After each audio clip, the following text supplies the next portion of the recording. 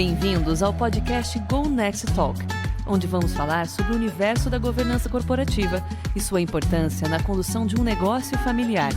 Entrevistas que vão ajudar você a conhecer mais sobre o assunto.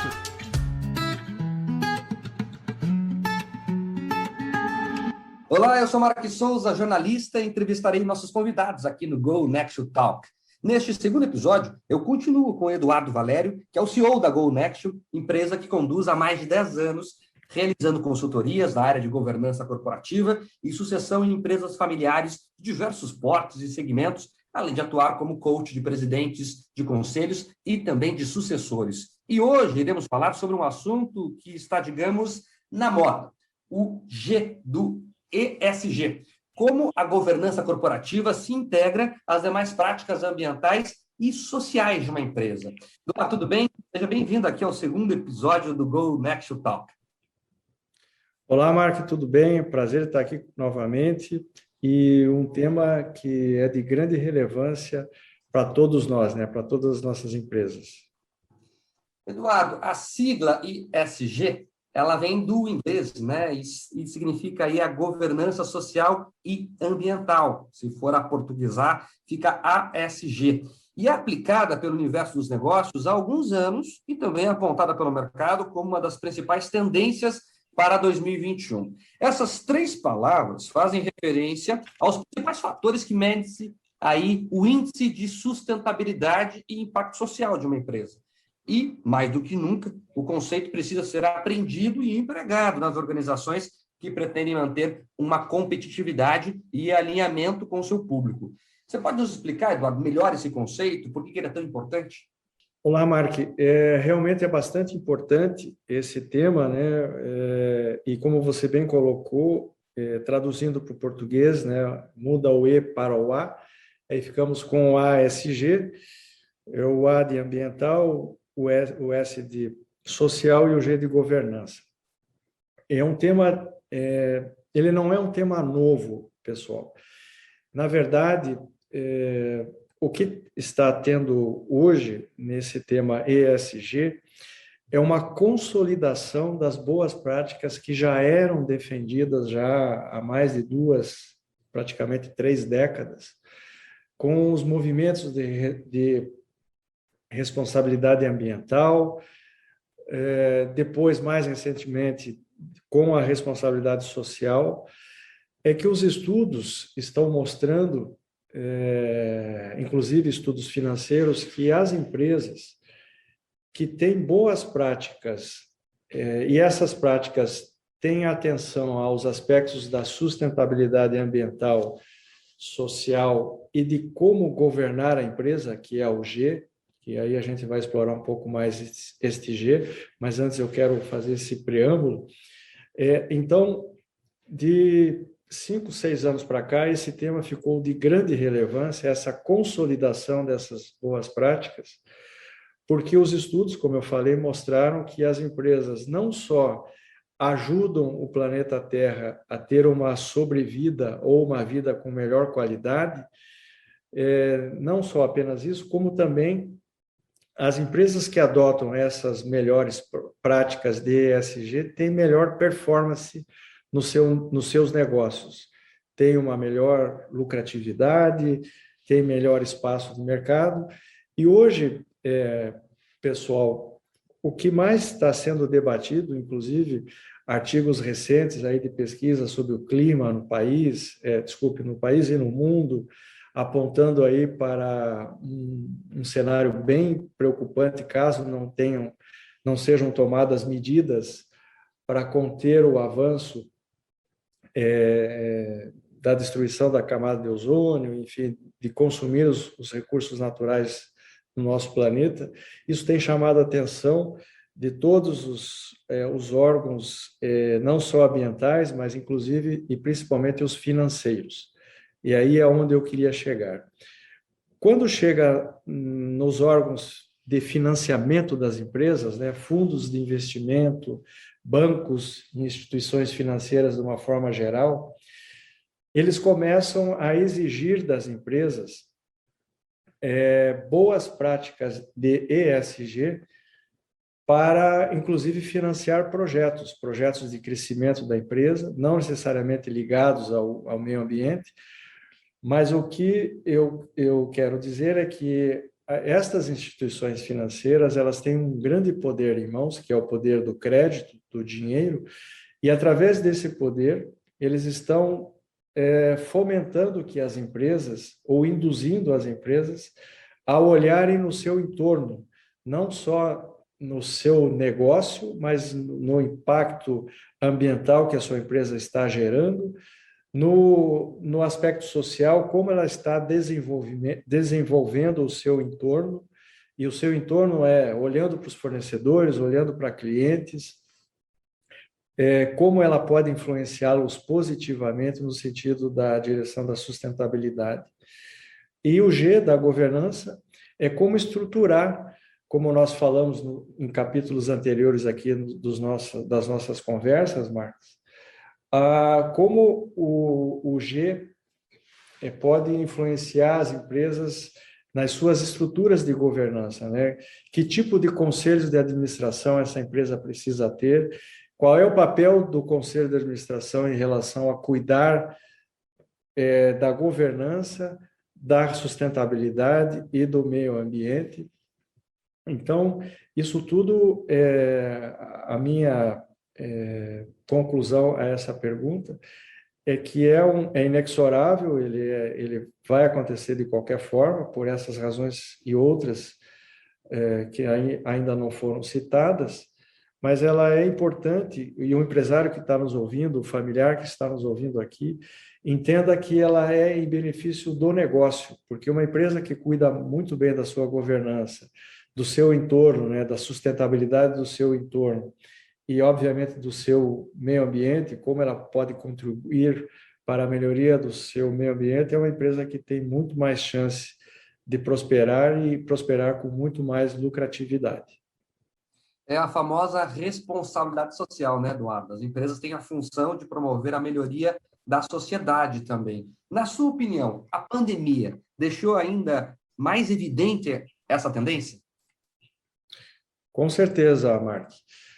A pandemia, ela trouxe e ainda vai trazer muitos ensinamentos para nós ao longo dos anos, né? Várias lições nós estamos aprendendo, algumas até de forma mais drástica, né? Mas o que a pandemia trouxe foi primeiro, nunca se consumiu tanto conhecimento quanto nesses últimos 18 meses aí, arredondando aí o tempo da pandemia, né? As pessoas tiveram mais tempo para estudar, para planejar melhor as suas vidas, as empresas idem. Foi dado o alerta, vamos dizer assim, para as questões do trabalho, né? O G da governança, em tempos de pandemia, ele sofreu bastante modificações, que vão desde a relação de trabalho, né, que ela ficou profundamente modificada em função da pandemia, né, com home office e outras formas de trabalhar, o papel dos seus principais gestores em relação a cuidar da empresa, mas também cuidar do seu entorno. Durante a pandemia, houve um aumento significativo do empenho das empresas, não só na sua sobrevivência, mas na sobrevivência do seu entorno. Então, vai desde aquelas empresas que já tinham projetos ligados a desenvolver a sua cadeia de fornecedores, de estar próximos aos clientes, ela se intensificou. Fora os trabalhos sociais, né, as doações, os apoios que aumentaram bastante. Inclusive, nós vimos muito aquelas propagandas, né? Compre na sua vizinhança, prestigie o seu comércio local. Isso tem a ver com o movimento ESG também, de ficar mais claro de que nada adianta você ter uma empresa no bairro muito rica dentro de um bairro muito pobre. Na verdade, a cultura do ESG é isso, você tem que ter empresas e o seu local, o seu entorno bem-sucedidos, né? Não só em termos financeiros, mas em termos culturais, em termos de saúde. Então, a pandemia, Mark, ela trouxe esse repensar aí da coletividade. A própria pandemia, né, a definição da pandemia é um pouco disso, né, um problema que se espalhou pelo mundo, e não é só um vírus que se espalhou pelo mundo, né? A parte boa dessa pandemia é que houve, no meu modo de entender, essa consciência de que nós estamos no mesmo barco todos, independente do país. Então, a conscientização das práticas ESG, ela ganhou uma força por essa conscientização da população em relação a esse pertencimento coletivo que todos nós temos em relação ao nosso país, ao nosso bairro, ao nosso planeta, né? Eduardo, então, por tudo que você explicou até agora, dá para entender que o ESG é como um selo de qualidade para a empresa, né? Para os investidores, por exemplo, qual que é a importância de ver esses conceitos sendo aplicados? Então, ele tem características de selo de qualidade. Ele é um certificado de que aquela empresa que tem as boas práticas ESG, ela tem uma preocupação legítima e comprovada com a sustentabilidade ambiental, com as boas práticas de sustentabilidade e responsabilidade social, e também com as suas diretrizes de governança. Então, para qualquer investidor, Mark, olhar uma empresa que tem as boas práticas de ESG atestadas e comprovadas, dá a ele, investidor, e esse investidor pode ser uma pessoa física ou pode ser um mega fundo de investimento, de que a destinação do recurso que eles estão colocando naquela empresa, ela vai gerar frutos nessas três direções, né? Na direção da governança, das boas práticas de governança, da sustentabilidade ambiental e da responsabilidade social, que ela vai estar desenvolvendo, vai estar ajudando a desenvolver a sua cadeia como um todo. Então, ele é, sim, um selo, eu não diria que é de qualidade, né? Um selo de qualidade sem desmerecer a palavra de qualidade, mas é um selo de reputação, de idoneidade e de conscientização global, né? Perfeito, Eduardo. Seguindo a conversa aqui, tem um estudo da Associação Brasileira de Private Equity Venture Capital que mostra que apenas entre 10% a 15% entenderam a relevância de todo o processo e aderiram às boas práticas nos 3 eixos, né? Enquanto o índice passa de 50% na Europa e países como a Nova Zelândia e também a Austrália. O que você tem acompanhado sobre esse tema aqui no Brasil e o posicionamento das empresas nessa questão? É muito semelhante ao próprio movimento da governança corporativa isoladamente, Mark. Como o Brasil, a maioria das empresas do Brasil são relativamente jovens, né, agora que estão chegando nas suas segundas gerações, com estas gerações é que estão chegando as provocações e os fatores indutores da adoção das boas práticas de governança, que é o G do ESG, mas também ampliando esse escopo para as boas práticas de responsabilidade ambiental e social, né? A Europa, como precursora, né, nesse sentido, na Europa, que é, vamos dizer assim, a região do planeta mais sensível às questões relativas à responsabilidade ambiental, social, até pela característica de ter vivido várias guerras, né, 2 importantes guerras, mas outras guerras passadas ainda. Então, o europeu tem uma consciência até dos seus antepassados terem vivido por momentos bastante difíceis. Então, é natural que as empresas europeias liderem até estes movimentos, né? Mas esse movimento aqui no Brasil, indo direto à tua pergunta, ele é um movimento que ganha força ano a ano. Pelos fatores dos órgãos financiadores, né, os fundos de investimento estão procurando alocar aqui no Brasil recursos financeiros pesados em empresas que tenham essas boas práticas, então isso vai fazer com que se acelerem as adesões ou os comprometimentos dos empresários brasileiros a estas boas práticas.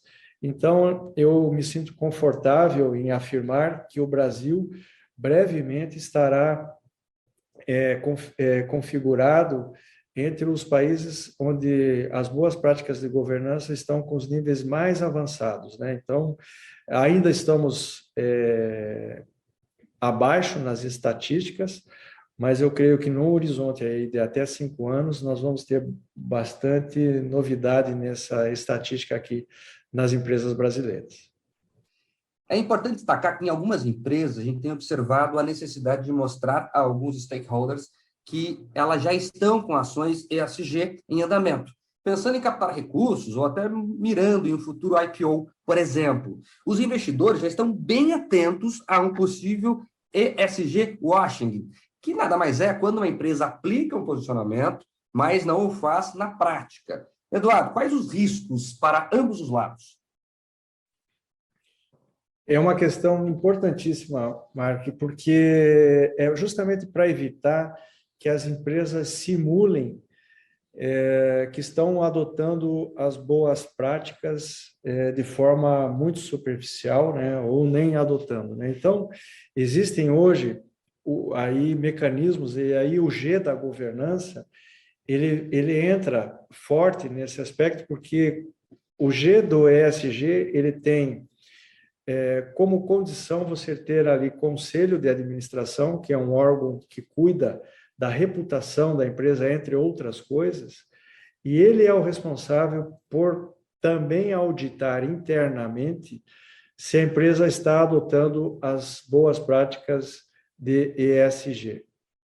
Então, um mecanismo específico é o próprio conselho da empresa, e quando a empresa não tem sequer o seu conselho de administração estruturado, já é um indício do que o ESG ali não é bem aquilo que a empresa está falando, né? Então, ela precisa ter minimamente um conselho de administração estruturado para que esse conselho, como eu falei anteriormente, faça também esse papel de auditar as boas práticas.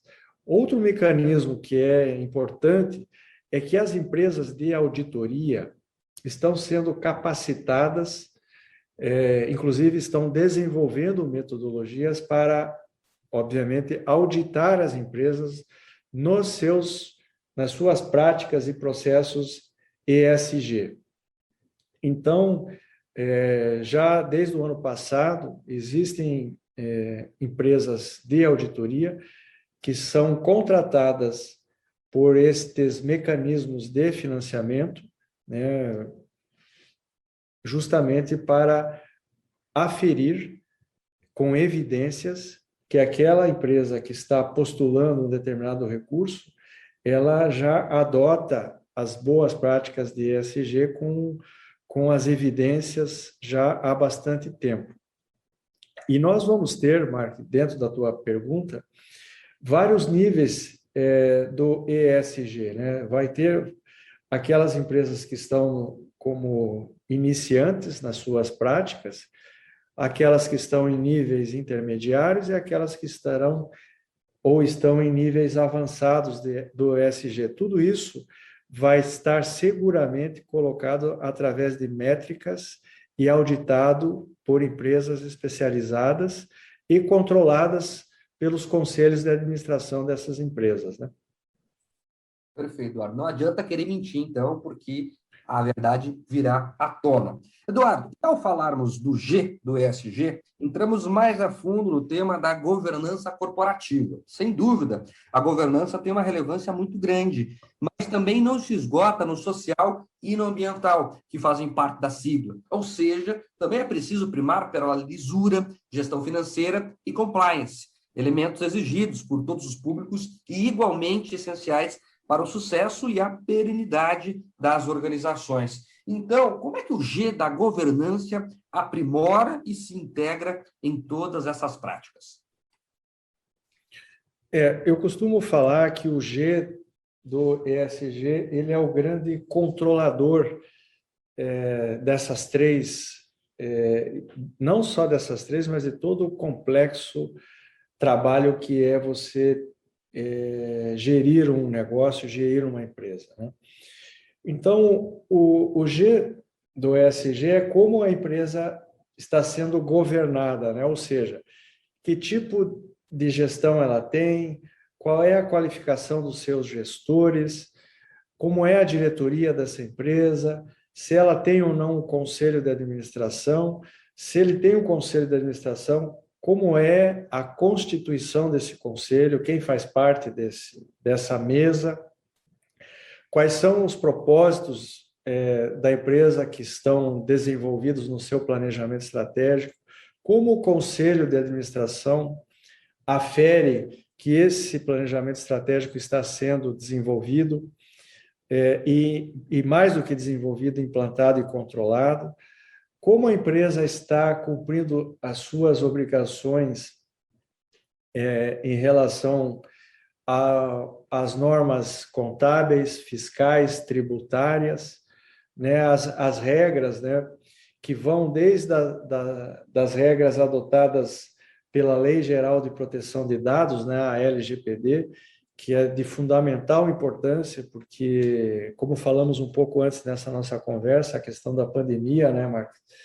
Ela trouxe a tecnologia para dentro dos nossos lares e avançou ainda mais para dentro das empresas. Então, como o G da governança, né, o Conselho de Administração, a gestão da empresa está adotando formatos de proteção das informações individuais dos seus clientes, dos seus fornecedores, e aí foi apressada a aprovação da Lei Geral de Proteção de Dados, que é um direito de todo cidadão ter ou não as suas informações compartilhadas, né? Então, isso é um importante avanço no ESG e é uma responsabilidade gigantesca para o Conselho de Administração, que é o G do ESG, né? Só para citar um exemplo aqui. Mais recentemente, também estão sendo discutidas as questões da relação do trabalho, né? Até onde se exige um compromisso total do funcionário que está trabalhando em casa em termos de disponibilidade. Isso também é objeto de cuidado do G do ESG, né? Tem a ver com a gestão da empresa, como estão sendo feitas as relações de trabalho. Então, está havendo um conjunto de fatores que está levando as empresas a se modernizarem, mas de uma forma diferente de todas as outras formas da modernização que até agora nós conhecemos, que ela tem a ver com você crescer a sua empresa, modernizar a sua empresa, suas práticas de governança, seus conselhos de administração, sua diretoria, sua relação com os stakeholders, mas de uma maneira mais preocupada com as implicações sociais, ambientais, respeitando a individualidade do ser humano. Então, essa sofisticação, no meu ponto de vista, ela é extremamente necessária para que as empresas comecem a se conscientizar que ela faz parte de uma grande teia mundial de sustentabilidade, né? Então, ela não basta ela ser bem-sucedida na sua cadeia de valor, né, naquele seu setor de atuação, mas também quão relevante ela está sendo para construir e modernizar e deixar cada vez mais sustentável essa grande teia que são as relações entre as empresas, seus fornecedores, seus clientes, os seus controladores, né? E aí, controladores, falando de ESG, é o G da governança, né? O seu conselho de acionistas, o seu conselho de administração e a sua diretoria. Perfeito, Eduardo. E quando falamos sobre os gestores, como é que os CEOs, presidentes de conselhos, diretoria, acionistas e consultores podem ser protagonistas dessas práticas? Muitos que estão nos ouvindo devem pensar o quão difícil é implementar uma nova política baseada em todos esses termos, né? Muitas vezes mudar a cultura da empresa, algo que é muito difícil. O que se sugere, Eduardo, para começar isso? E aí eu concordo com a afirmação deles, né? Porque já não é fácil tocar o dia a dia da empresa com seus inúmeros problemas, quanto mais acrescentar a esse dia a dia mais tarefas, né? Então, a recomendação é fazer uma profunda reflexão, Marcos, sobre como essas boas práticas ESG poderão fazer parte da rotina das empresas. E o recado é, vamos começar pelo simples, vamos adotar aquilo que é básico e depois avançarmos conforme a nossa capacidade, conforme os nossos braços, a nossa capacidade financeira também, de avançar para outros níveis, né? Eu costumo dizer que não é prudente sofisticarmos antes do tempo da sofisticação, né? Então, para que eles protagonizem, né, os CEOs, os diretores, primeiro é entender bem o que é o tal do ESG, porque tem muita coisa que está sendo falada e, desculpe o termo, tem muitas bobagens que estão sendo faladas. Então, a primeira coisa, o primeiro passo é o conselho de administração e a diretoria entender o que é o ESG. Segundo passo, daquilo que nós entendemos ser ESG, o que nos cabe fazer no ano 1, o que nos cabe fazer no ano 2 e assim sucessivamente. Tem que planejar a implementação das fases do ESG. E não quer dizer que uma empresa que esteja aí no nível inicial de ESG já não possa ser referência para várias outras empresas, até de porte mais sofisticado, né? Então, conhecer qual é o problema, né? Qual é o desafio? Conhecer o ESG. Colocar em prática as fases e ter um controle absoluto sobre essas fases. Então, é conhecer, definir quais são as fases da implantação e ter um controle rigoroso sobre essa implantação. Porque o que a gente tem observado aqui, Mark, na GoNext, é que vários dos nossos clientes fazem as 2 primeiras fases muito bem, sabem o que é, definem as prioridades e daí acabam afrouxando na hora de implementar. Então, aí cabe ao Conselho de Administração ser o grande guardião da implementação dessas etapas que foram definidas como prioritárias, etapas essas de ESG. E aí seguir implementando esse processo e colocando novas variáveis na medida que a empresa vai crescendo e que novas boas práticas estão sendo demandadas também. Eduardo, nós vemos cada vez mais sendo exigido que as empresas se adaptem por exigência de seus clientes que têm práticas sustentáveis, por exemplo. Como está sendo trabalhado isso? Nos projetos que você e sua equipe atendem, é perceptível essa busca por essas práticas? Com certeza, Marcos. A gente tem observado os 2 lados da mesa. Nós temos clientes, empresas que estão demandando dos seus fornecedores as boas práticas de ESG. Como nós temos clientes de praticamente todos os setores da economia, nós estamos enxergando, ou melhor, estamos observando que esses nossos clientes começam a exigir dos seus fornecedores que também tenham governança, que também tenham responsabilidade social e ambiental. Então, os nossos clientes estão aferindo na prática, in loco, com esses fornecedores, se eles estão aderindo ou planejando ou já aderentes a essas boas práticas, sob pena de não serem mais fornecedores desses nossos clientes. Então, há uma preocupação bastante legítima, não só a preocupação, mas uma ação desses nossos clientes em relação aos seus fornecedores. E do outro lado da mesa, nós temos clientes também que são investidores, e esses nossos clientes investidores estão olhando empresas para investir que já tenham, de forma inequívoca, demonstrado que estão ou em fase de adoção, ou em fase de planejamento, ou já implantando boas práticas de ESG com as evidências claras, né? Então, tanto do lado da empresa preocupada com seus fornecedores, ou seja, qualificar fornecedores que estejam nas mesmas práticas que esta empresa fornecida demanda, como também aqueles que detêm o capital, que estão investindo em negócios, também buscando empresas que demonstrem as boas práticas de ESG. E aí, como a gente falou também anteriormente aqui nessa nossa conversa, existem mecanismos para aferir se a empresa está fazendo aquele controle ou está fazendo a implementação daquelas suas boas práticas.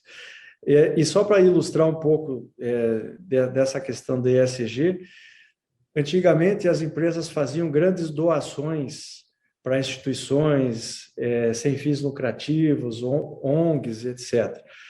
Agora, as boas práticas de ESG, além das doações financeiras, a empresa tem que compartilhar também, ajudar essas empresas nas boas práticas de gestão, gerir o seu fluxo de caixa, desenvolver seus fornecedores e seus clientes, né? Então, está tendo um avanço bastante importante. Realmente, a governança corporativa é fundamental e um pilar muito importante na construção de estratégias que direcionam as empresas para um futuro mais consciente. Para quem tem mais interesse sobre o tema, que outras formas que as pessoas podem buscar para se atualizar sobre o assunto, Eduardo? Olha, Mark, eu recomendo muito que as empresas comecem a buscar artigos, as empresas e as pessoas, obviamente, artigos sobre ESG, que procurem desenvolver um conhecimento muito sólido em governança corporativa, e aí, aqui no Brasil, temos aí a Fundação Dom Cabral, que é referência nesse assunto, no desenvolvimento de governança. O nosso site da GoNext e o nosso portal tem lá muitos assuntos relacionados a esse tema, inclusive com ferramentas, caso as empresas, as pessoas tenham curiosidade de entender a dinâmica. Um ponto também que é bastante importante é que as pessoas, de uma forma geral, procurem se ilustrar, procurem conhecimento no próprio site da Comissão de Valores Imobiliários, né, a CVM, que tem lá vários artigos importantes sobre esse tema, que certamente vai dominar aí o noticiário aí para os próximos anos. Perfeito, Eduardo. Muito obrigado pela sua participação e estaremos aqui quinzenalmente trazendo temas de governança corporativa e assuntos relacionados. No próximo Go Next Talk, falaremos sobre o tema Herdei a empresa da família e agora? Como identificar e solucionar problemas de gestão. Tá imperdível, hein? Até lá! Este é o Go Next Talk, o podcast da Go Next Governança e Sucessão. Se você gostou, comente, compartilhe, classifique. Todos os episódios estão no site gonext.com.br. Lá você pode nos ouvir sempre que quiser, enviar sugestões e indicar temas e entrevistados. Até o próximo Go Next Talk.